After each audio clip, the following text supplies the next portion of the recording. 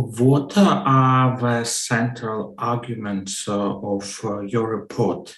And other in Iran, what does it mean?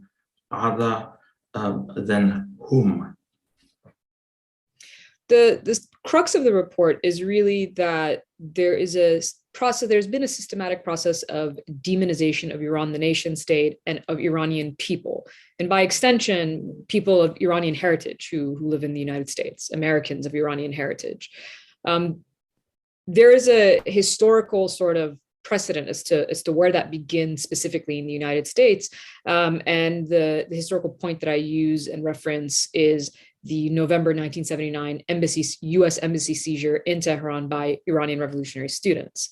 This, of course, is a major humiliation for the United States. It breaks with, in terms of the Iranian side, it breaks with all international norms of respecting the soil of the sovereignty of other nations in the notion of embassies. But there is a piece of that history that's often missing in the American psyche, which is the 1953 coup in Iran.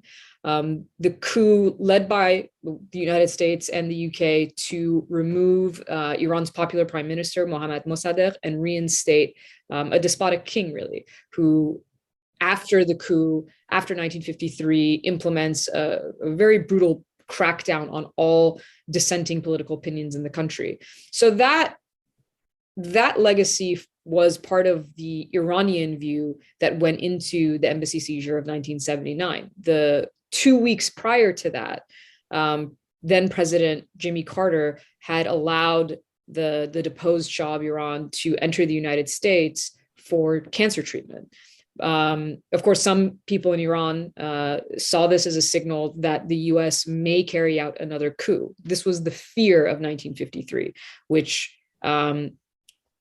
sort of galvanized those students to take the embassy. Now, in neither case, neither the coup is valid under international law, nor is the seizure of the embassy. So what I tried to lay out in it is that these two states have mutual grievances.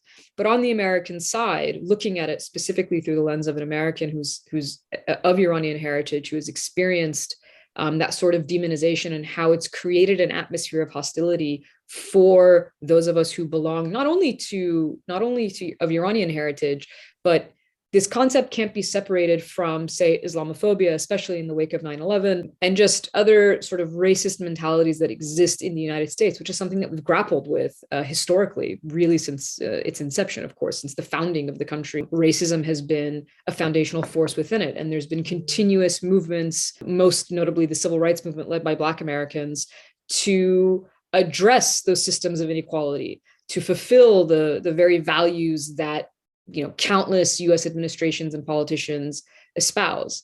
But part of the argument in the report is also that this sort of demonization and dehumanization of Iranians influences the very policies that we implement. So it's much easier to sanction a country of over 80 million people into starvation when they are considered less than human, when they are dehumanized. It is sort of easy in the US to get away with anti-Iranian comments that are, that question the integrity of Iranian culture and people, in fact, because we have these strong sort of anti-Iran political discourse that spills into popular culture and media as well.